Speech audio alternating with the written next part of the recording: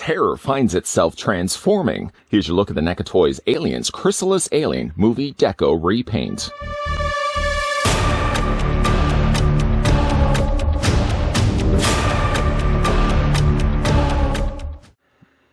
There has been an alien outbreak on Earth due to an experiment gone awry by the United States Colonial Marine Corps and the Whaling-Yutani Corporation.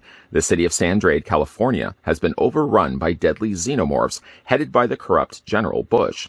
The project began with a secretly acquired alien facehugger brought to Earth for study and experimentation. Beginning with this rare asset, Bush's plan was to create an army of bioweapons to be controlled by the U.S. military, but soon learned that the alien species could not be tamed, and thus a full xenomorph infestation would be at the cost of his mistake.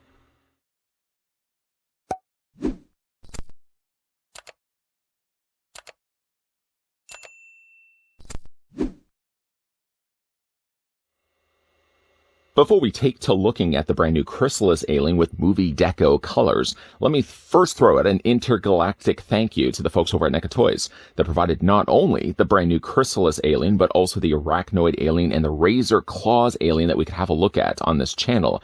If you would like to go back and check out my reviews of the arachnoid alien and the razor claws just recently posted, feel free to give those a gander when you have some available time. In the meantime, though, let's go ahead and take the ruler, put it right to the very top of the head of the Chrysalis alien. Now, that's a big boy, and again, I've got the legs straight. You're not likely probably going to be displaying him like this, but it's just so I can show you how tall he is. The Chrysalis alien stands about 9.5 inches, or about 24 centimeters tall. Then we can go ahead and bring in the other aliens that we've had a look at. Here he is next to the arachnoid alien, on all fours, I also might add.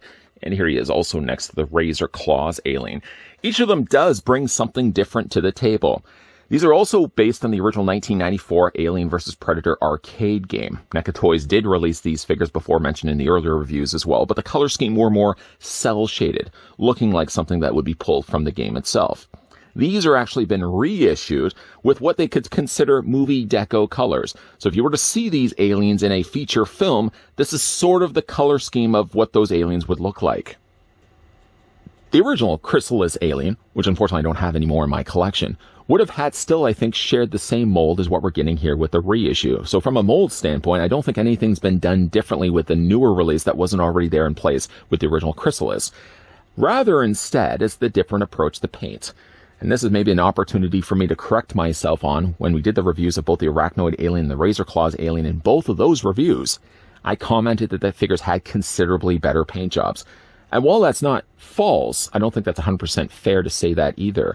Because if I brought in the original Chrysalis, what you would see right away is not that one has a better paint job, but that this one here are movie decos, which basically means that these are the way that the aliens would have looked like if they appeared in an alien movie.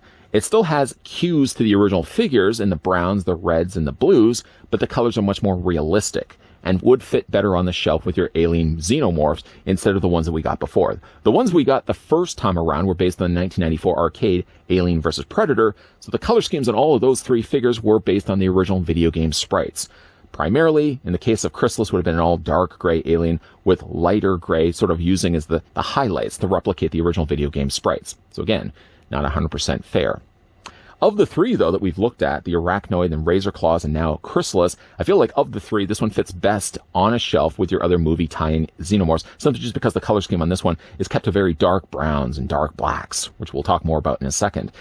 You may also have noticed, too, I've taken the liberty of bending the knees on the Chrysalis alien. I just couldn't stand the idea of a straight standing alien. Personal preference, if that's the way you'd like to display your alien on a shelf, I prefer to have them more in a crouching position. And one good thing, like all the other alien figures we've looked at before, NECA does put a wireframe tail on the backs of the figures, so it does help to stabilize the figures, especially when you're dealing with a character like Chrysalis here, who has a much larger, more elaborate crest on the top of its head. It does add a little more of extra weight on the top of the figure's head and does cause some instability issues when it comes to the figure standing. At least because of the wire frame, you can compensate the weight and you can have it more in a crouched position, and you don't even really need to use a display stand. Even though if you wanted to, there is peg holes on the underside of the figure's feet. That being said, let's get a closer look now at Chrysalis alien. Mentioned already, there's the peg holes on the undersides of his feet, just in case you didn't believe me. I don't know why you wouldn't have believed me. But getting a closer look at the head sculpt, starting things off first, one of the notable traits of the Chrysalis alien is a very more elaborate crest that's on the top of its head. I'm sure I'm not the only one that looks at this and sees Alien Queen. I'm sure it's taken some cues from the Alien Queen, which the more elaborate looking kind of back area that looks like the points of a crown, as you can see right there. Because this one also is using the movie Deco color scheme, you can see as well, not only is it slick looking, not slick, well, I guess it's slick to the touch as well, but certainly slick to the eyes. They've also gone in there and added a darker wash. And boy, is that a neat looking crest on the top of its head. It's sort of in a way, the way that they've designed the head underneath it, which we'll talk more about in a second. It kind of reminds me either like an armadillo, or it also reminds me like of a tortoise, just the way the head is going to come out in a second. The front of it also has like a battering ram. It reminds me of the rhino alien, for example. And again, a very cool looking crest. Adding the darker wash certainly helps to bring a lot of those details that were on the original Chrysalis alien. Seems to stand a lot more, I find, on the new movie Deco releases.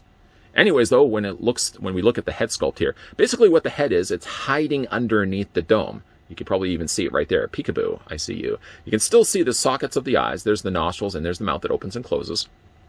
Personally, I like to keep the head underneath, retracted underneath the crest like this. I just think it looks a little nicer, but if you did want to extend the head, all you have to do is just reach underneath and just pull the head out. You got to make sure that it clears underneath. Like there's a little lip that sticks out. You just want to kind of pull it down a bit, and then from there pull it out.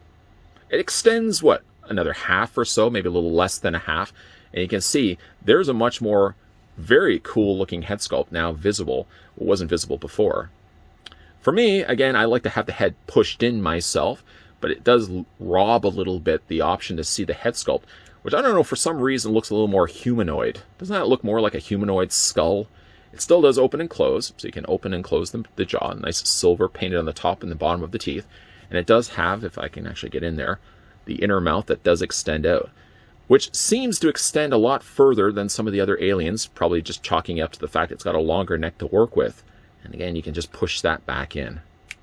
Again, you can either have it displayed like this, or if, like myself, you like to have it retracted in, just push it back in and sort of fit it underneath the head. You can still see, like, there's the nostrils. The only thing that you're really not going to see as much is the eyes. But again, like that slick, wet coloring that they've added to it. It's not only even just for the top of the crest, followed for the rest of its body as well. You can probably see what I'm talking about, that this one fits a little bit better in with the movie tie-in Xenomorphs, simply just because the color scheme is a little more rooted in browns. Browns and beiges, got sort of like bone colors here on the sides of its forearms, for example. It kind of actually looks like shattered bone that he's attached to the sides of his arms. He's also got quite a bit of a different back torso area here, which sort of looks like, instead of actually the tubes sticking out, which normally would be the case with an alien, it sort of looks like two spinal cords that are attached to the sides. Really interesting design for the Chrysalis alien. It's not my favorite. I still think I like the arachnoid, especially the way that the new color scheme is on the arachnoid. That blue worked really well. But there's a lot of cool, interesting charm going on here with the Chrysalis alien. The top of its body is still very much a reading like a xenomorph, very slender. You can see that there's the rib cage sculpting that they've put in there as well. Very much dark colors happening here. I really wish I still had the original Chrysalis alien, which I've been able to bring in, and you guys can see the difference. The difference is very stark. I think of all the three figures, maybe this one could be the starkest, just because the other one would have been so much of an all-gray treatment. You really then get the opportunity, the way that they've painted this, to see, I feel more the features on this figure standing a lot more than the original one we got before. Again, if you guys want to go back, check out my original review of the Chrysalis, please and thank you. Also, when we get down to like the legs, for example, I don't know why I just keep looking at this thinking it's sticking out bone, but it looks like human bones sticking out from the tops of its legs. It gives them really an opportunity to add some much needed beige. Because if not for the beige, first of all, it matches the color on the top of the crest. But if they didn't add so much of the beige, the figure would be really relegated to dark blacks and dark browns. The beige, I feel, really helps to bring in a lot more of extra color that wasn't already there. When we look at the hands, just almost regular looking alien hands. You can see that they've added a little bit of gold on the ends of the fingernails. That looks quite nice as well. And again, when you get to the lower legs of the alien here, again, you've got the longer claws that stick out the bottom here. The bottom, I guess, the ends of the toes here. And they're colored the same way as the nails, kind of that off beige color.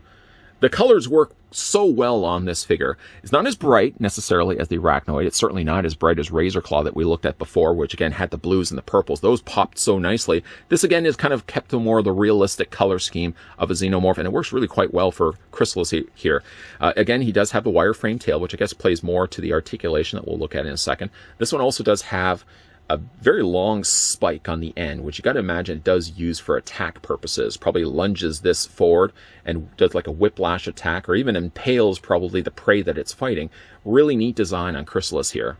Let's talk Posability now on Chrysalis Alien. We'll start first with his head. We're going to count this part because, of course, not only does it extend out, sometimes it's a little hard to get in there and pull it out, but once it's out, it does also have a ball joint. So you can move the head back and forth, up and also down. Sort of looks like an eel, doesn't it? The mouth opens and closes, so we'll count that as articulation. And also, we'll count this as well. This slides in and out, so we'll count that as articulation. Instead of actually pushing this back in, maybe we'll leave it out for the time being. For the neck, that neck is on a hinge, so you can move it up and down this way. And it also is on a ball joint, so you can rotate that neck this way as well. Between the fact it does have an articulation point right there, the ball joint in the neck, and for the fact it does have articulation here, you really have quite the range of motion to work with when it comes to the Chrysalis Alien. As for the upper torso is on a ball joint. I feel like with these figures, because the way they've painted it, they're a little slicker and harder to hold on to. Might also have something to do with I've got moisturizer here in my hand, so the combination of the two is disastrous. Upper torso is on a ball joint. When it comes to the arms are on a hinge. You can hinge those out and you rotate them all the way around. The figure also has not a bicep swivel. You can see that the bicep is sculpted in with the rest of the shoulder. But the figure does have an elbow swivel and also serves as well as a hinge. There's a hinge right there. It seems actually there's two hinges, one at the bottom and one at the top. So it's got a double hinge happening there. And the hands also rotate all the way around. You can hinge those back and forth also. As for the legs split out. You may have missed it for a second. Let me just do it again. That's it. Not too much. A lot of it probably could be chalked up to the fact that this part of its thigh sticks as far high as it does. That's as much range as you can actually get for the legs. They can still move forward and back fine. It does have a double hinge on the knee. So again, if you wanted to have your alien figure, I'm not going to judge you, but if you want to have your alien figure standing straight, you can do that. I like to prefer instead to have them crouched, but yeah, double hinges. There's one there, there's one there. And then when it comes to the feet, let's get my hand out of the way here. The feet do have an ankle pivot, so you can move them back and forth this way, and you can also move them up and down. And also, there's toe articulation, which reminds me, something I almost completely overlooked. He also does have finger articulation. Don't want to leave that out in part of the review. Yeah, nice looking alien. Not my favorites. I still think my favorite is the Arachnoid alien. But I do like the look of Chrysalis alien quite a bit. Let's actually, you know what? Let's bring in the other alien figures as well. There's the looked at earlier Arachnoid alien, and we can also bring it. Let's free up a little bit of space here. And right in the middle, let's put Razor Claw.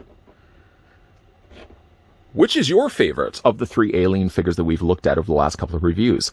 Let me know down below in the comments section. Number one for me is Arachnoid, possibly then moving over to Razor Claw, and just by virtue of the fact that he's in third place, the bronze goes to Chrysalis. Not the fact that he's lesser of a figure, just the fact that all three of the figures are different in their own right, their own different color scheme, and mentioned already, based on movie decos. Again, you can get the original ones if you want, and the only difference between the two is that the original ones were based on the original arcade game, but I gotta say, I'm really liking the look of the movie tie-in color schemes. Not only does it give a more realistic look, but they also fit a lot better on the shelf with your movie tie-in xenomorphs, something I'm planning to do myself. Better painted figures? Yes. Different painted figures? Also, yes. Chrysalis alien, Razor Claws alien, and Arachnoid alien. It's not just a case where NECA has gone back to those figures that we got before and said, you know what, let's spruce up the joint a little bit, we'll improve upon their paint. No to the person who had done the reviews of both the Arachnoid alien and Razor Claws alien and just said better paint jobs. No to that person. Wait, that's me I'm saying no to. No, these are figures that actually are supposed to look like what they would look like if they appeared in a live action alien film. So you can still keep those original ones that we got before of the three trio of aliens, because of course those are tied into the 1994 arcade game. Two different worlds altogether.